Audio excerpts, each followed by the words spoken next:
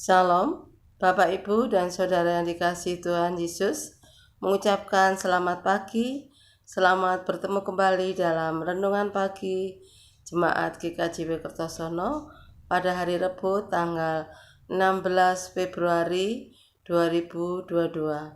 Namun sebelum kita memulainya, mari kita berdoa terlebih dahulu. Bapa kami yang di surga, di dalam nama Tuhan Yesus Kristus, pagi ini kami datang kembali kepadamu Tuhan. Kami mengucap syukur dan terima kasih atas penyertaan-Mu tadi malam, sehingga kami dapat istirahat dengan damai dan tenang, bangun pagi dalam keadaan sehat.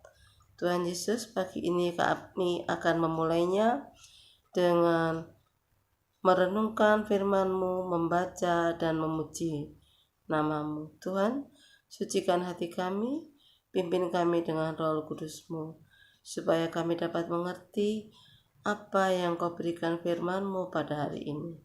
Dalam nama Tuhan Yesus, kami berdoa. Amin. Bapak, Ibu, dan Saudara dikasihi Tuhan, renungan pagi ini kita ambil dari bacaan Alkitab Yeremia pasal 22 ayat 11 sampai dengan 17. Dan ayat nasnya kita baca pada ayat yang ke-17. Mari kita baca bersama, demikian firman Tuhan. Tetapi matamu dan hatimu hanya tertuju kepada pengejaran untung, kepada penumpahan darah orang yang tak bersalah, kepada pemerasan dan kepada penganiayaan.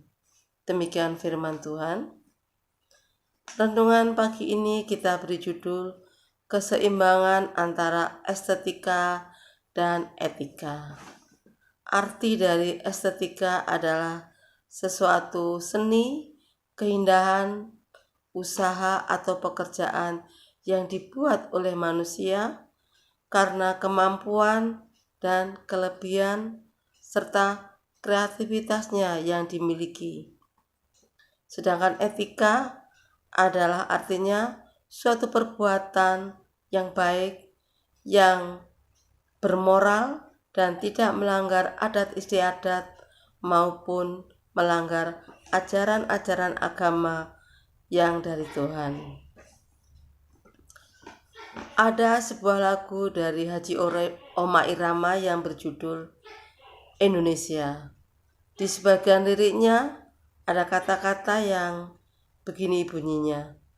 Yang kaya makin kaya, yang miskin makin miskin.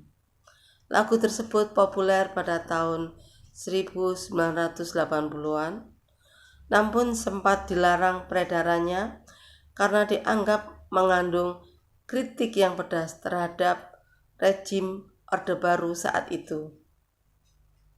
Yang kaya makin kaya dan yang miskin makin miskin adalah wujud ketimpangan sosial ekonomi yang terjadi akibat maraknya korupsi saat itu. Korupsi cenderung terjadi di kalangan pejabat, elit politik yang erat dengan kekuasaan. Bapak, Ibu, dan Saudara dikasihi Tuhan, ternyata hal seperti itu sudah pernah terjadi pada zaman dahulu kala. Walaupun tidak selalu persis prakteknya, namun nuansanya sama, adalah merugikan rakyat dan masyarakat kecil. Alkitab mencatat hal serupa terjadi di zaman pemerintahan Raja Yoyakim dan Raja Sedekia.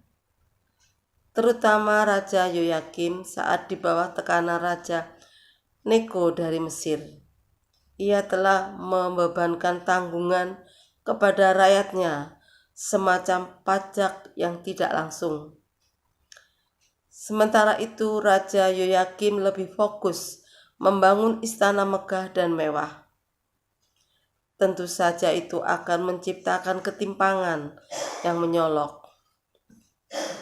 Rakyat dibebani yang bukan tanggungannya, sementara raja lepas tanggung jawab dan mengurus ambisinya sendiri. Bapak, Ibu yang dikasihi Tuhan, mau kaya, mau mewah, mau usaha ini, mau usaha itu, mau pekerjaan ini atau pekerjaan itu, yang semuanya untuk memenuhi kebutuhan hidup, silahkan dan sah-sah saja. Dan tidak ada yang melarang dan tidak ada salah. Tetapi harus ingat satu hal yang harus diperhatikan.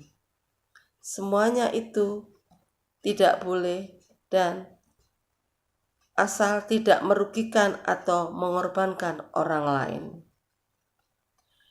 Nubuat Yeremia terhadap Yoyakim merupakan kecaman terhadap tindakan yang jelas-jelas merugikan orang lain. Sengaja menciptakan kesenjangan sosial melalui kekuasaan. Di sisi yang lain, Yeremia membandingkan dengan raja sebelumnya. Ia adalah ayah Yoyakim sendiri, yaitu Raja Yosia. Raja Yosia semasa menjadi raja juga sempat membangun istana yang megah. Tetapi ia tetap memperhatikan sisi keadilan, yaitu seimbang antara estetika dan etika. Bapak, Ibu, dan Saudara dikasihi Tuhan, mari kita menjalankan pekerjaan kita dalam hidup kita yang baik dan memperhatikan keseimbangan antara estetika dan etika sehingga tidak merugikan orang lain tetapi dapat bermanfaat bagi orang lain, juga bisa menjadi berkat bagi hidup kita, juga menjadi berkat bagi orang lain. Selamat mengaktualisasikan ide-ide kreatif untuk meminimalisir kesenjangan sosial. Amin. Mari kita berdoa. Tuhan Allah Bapa kami yang di surga, dalam nama Tuhan Yesus Kristus, terima kasih atas firman-Mu hari ini. Biarlah firman-Mu hari ini dapat menjadi pedoman dalam hidup kami. Tuhan Yesus, pimpin kami dengan Roh Kudus-Mu, agar supaya kami dapat menjalankan dan melaksanakan untuk keseimbangan antara estetika dan etika dalam kami melakukan dan menjalankan pekerjaan kami sehari-hari dalam hidup kami, Tuhan, supaya tidak merugikan orang lain dan supaya bisa menjadi bermanfaat bagi orang lain, juga bisa menjadi berkat bagi hidup kami dan hidup orang lain. Terima kasih Tuhan Yesus, berilah kami selalu kesehatan, tuntun kami dan penyertaan-Mu senantiasa dalam hidup kami sehari-hari. Dalam nama Tuhan Yesus, kami mohon segala doa kami. Kami berdoa kepada-Mu Tuhan. Haleluya, amin.